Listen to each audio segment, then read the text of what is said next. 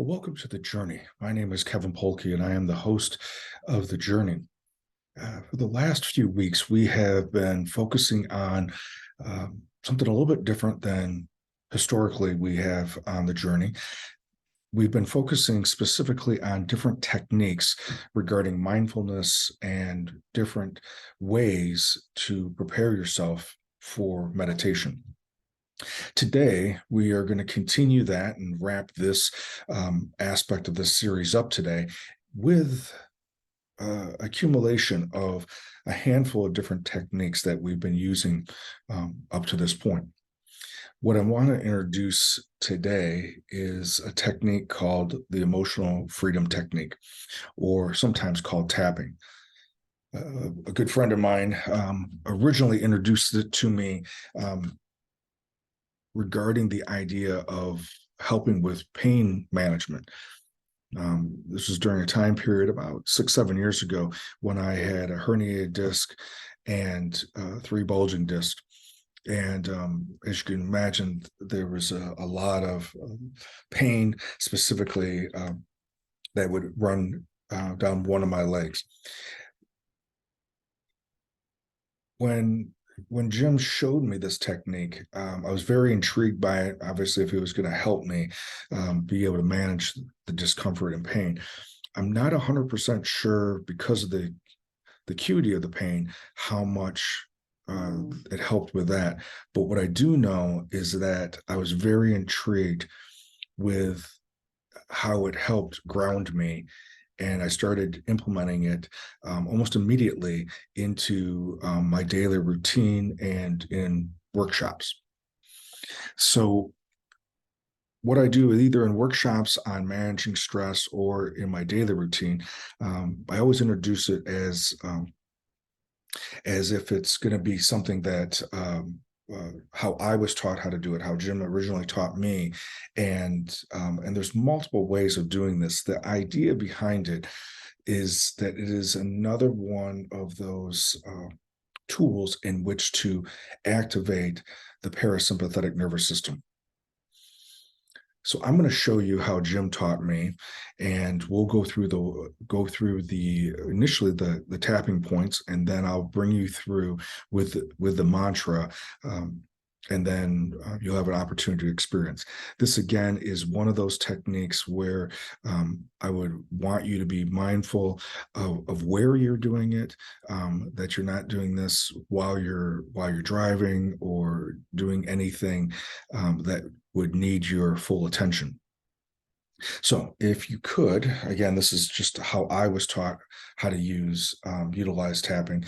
Go ahead and take your left hand, and if you were going to karate chop something, that part of your hand, and then take 3 of your fingers from your right hand, and you tap there 10 to 15 times. And as you're tapping, that would be part of the clearing. And then I'm going to show you the tapping points that are on your upper body, mostly your face and head. So the tapping points, and you can take 2 of your fingers, and where your eyebrows come in the middle of your forehead, tap there 4 to 5 times. It's not super important if you're counting. And then on the side where your eyebrows come down on your temple, tap again. And then underneath your eyes on your upper cheek,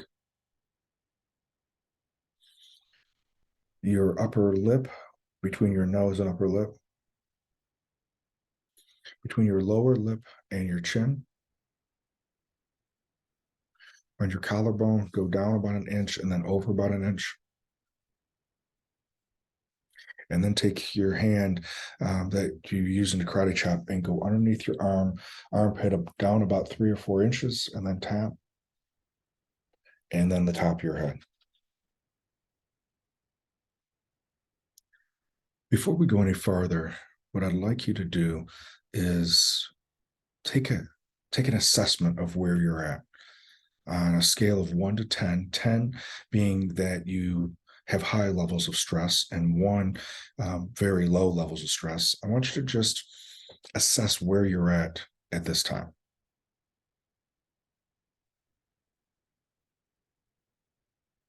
pick that number and then just kind of just put that somewhere. So going back to the clearing, and this time I'm going to share with you, and I'll utilize the mantra that will be for us collectively. You can either say this out loud, or you can just listen to the words that I've said. There's two parts of the mantra. The first part of the mantra is what are you experiencing currently? And I'm going to say right now, sad and anxious. And then the second part is what is your truth? And this is key, that you don't want to be where you want to be, but more where are you at. So in this particular case, the first part is going to be anxious and sad, and we're working on loving myself fully and completely. So going back to the clearing and tapping where the karate chop part is on your left hand. And so we begin. Feeling anxious and sad, but I'm working on loving myself fully and completely. I'm anxious and sad, working on loving myself fully and completely. I'm anxious and sad, working on loving myself fully and completely. Anxious and sad, and working on loving myself fully and completely.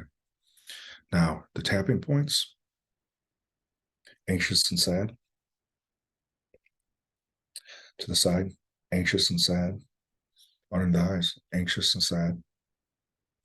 Upper lip, anxious and sad. Lower lip, anxious and sad. Collarbone, anxious and sad. Under the arm, anxious and sad. Top of the head, anxious and sad. Eyes, anxious and sad. Side, anxious and sad. Under the eyes, anxious and sad. Upper lip, anxious and sad. Lower lip, anxious and sad. Collarbone, anxious and sad. Under the arm, anxious and sad. Top of the head, anxious and sad. Eyebrows, anxious and sad. On the side, anxious and sad. Under the eyes, anxious and sad.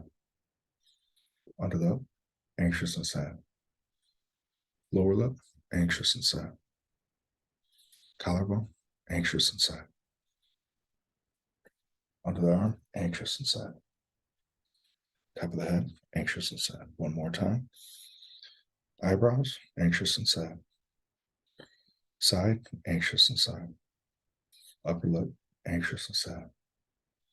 Lower lip, anxious and sad. Collarbone, anxious and sad.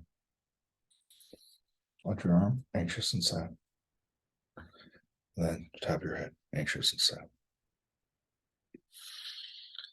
Now we're going to move into tactical breathing. As a reminder, when you're doing the tactical breathing, you're breathing in through your nose, bringing the air into your diaphragm, hold it for the count of 4, holding for the count of 4, and then blowing out through your mouth, squeezing the air out of your diaphragm to the count of 4, and then holding for the count of 4. And we're going to do that 4 times. If you could, put yourself in a comfortable position and be able to have your feet on the ground, hands to a comfortable position. You can close your eyes, or you can pick a focal point to look at.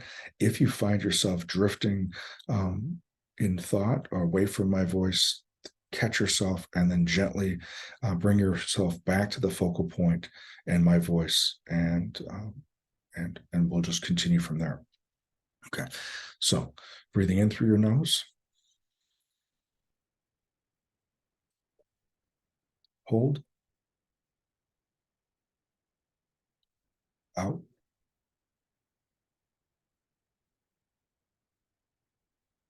hold,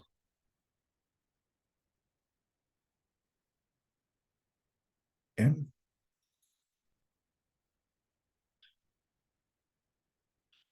hold, out,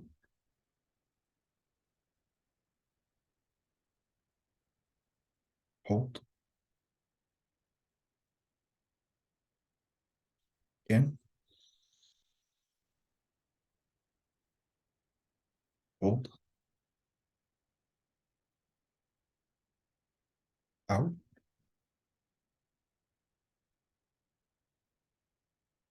Hold. In.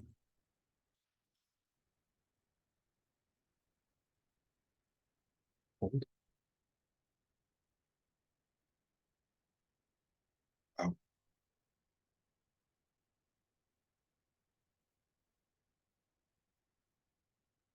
Hold.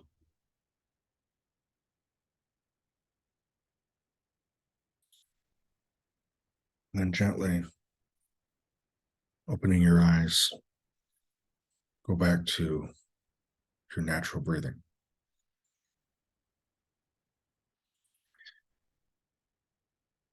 and scan your body and notice if you feel anything different, sense anything different. If your number moved at all. If your number moved at all, that means that you have the ability to influence your stress level. For me, I try to incorporate on a daily basis not only movement and exercise, but also stretching, tapping, as well as meditation. Uh, Early in the morning is the best time for me to do this before the day's demands start coming in. And it's also a way for me to start off my day on a preparatory start. It helps me to feel grounded. It helps me to feel energized. It also allows me to have this at a top of the mind awareness. I have also used it throughout the day. Probably the most extreme example was a time period when I was speaking in Northwestern Indiana, at Northwestern Indiana University. I was driving, I had to be there probably about before 9 o'clock. So I left early to get through Chicago traffic. And I was in that one part of Chicago on the interstate where I don't know, there was maybe 4 or 5 lanes going in one direction. Um, Going the speed of traffic, probably somewhere between 75 and possibly up to 80 miles an hour. I noticed to my right, just out of the corner of my eye, a car that was probably right where my uh, rear right quarter panel was, and didn't think much of it because of the amount of traffic it was that time. And then after a few seconds, I noticed that the car wasn't there, and I looked in the rearview mirror, and to my horror, I saw the car that was next to me now sideways getting pushed down the interstate by a semi, and there was smoke everywhere. Uh, in my mind, I imagined that this car was going to at some point flip, kind of like you would see in the movies or almost in a surreal, like in the cartoons. That did not happen, thank goodness. But equally, I felt powerless because there was no place for me to pull over, to go and assist and help. And now, because I was still going the same speed, and would appear that they were getting farther and farther in the distance, the eerie feeling that there was no traffic next to me also entered my mind. As I continued driving, knowing that there was not anything that I could do, there was no place at that stretch of the interstate to even go to the side of the road. I continued to drive to Northwestern Indiana University. After a time period, it seemed like I was able to relax. And as I get into Indiana and get to where my destination was, didn't think much else about that, hoping that everyone was safe. As I go to check in, I noticed that my voice was quivering, which I thought was odd which was odd. I thought maybe it was because of low blood sugar. I hadn't eaten enough that morning. So I went to the cafeteria after checking in and thought that maybe that would help. After being there, I started going in to listen to the first speakers, and then probably about 2 hours in, it was my turn to get ready to speak. As I was talking to the person who was helping me set up the equipment, I noticed that the quivering or the shaking in my voice was still there. I knew at that point that it was the adrenaline from the near miss accident. So after setting up the equipment, I went into the restroom, went into one of the stalls, and I went through the protocol that I just had showed you and did the deep breathing, the tactical breathing. And it seemed to ground me and slow things down. I went out and finished getting ready for my talk, which was now probably in about 15 minutes, 10 to 15 minutes. And I noticed that there still was a little bit of cracking my voice or quivering my voice. So after the last pieces of getting my computer ready and getting the sound ready, I went back behind the stage where no one was, and I went through the sequence of tapping once again. And then it seemed like everything kind of was grounded. That was probably the most extreme situation where I had a near miss accident, which then my body responded as a threat. The chemicals were in my body, and I had no place for them to go until I had done the tapping. So from a previous talk, when we are in a threat, with a sympathetic nervous system is activated, and we don't have an opportunity to fight or flight, the parasympathetic does not have an opportunity to kick in. By utilizing the tapping, I was able to, in the box breathing or tactical breathing, I was able to activate the parasympathetic nervous system and burn off those chemicals that were activated by the near miss threat. I would highly encourage you, regardless if it's a actual physical threat that happens, or if it's a near miss, or it's a perception of something that is threatening, to utilize the parasympathetic tools to activate the parasympathetic nervous system, such as tapping or the tactical breathing. Today, the exercise we did was probably less than 5 minutes, but it could make a huge difference in how you interact with others and how you navigate through your day. As always, I appreciate you being here. Self-care, there's nothing easy about self-care. The times that we need to do self-care is, when we're in a normal routine, those times when we don't feel like it, and then definitely those times when we need to. And each one of those times, it takes self-discipline and willpower and just believing and trusting the process to do that. As always, I appreciate you being here and look forward to being with you next week.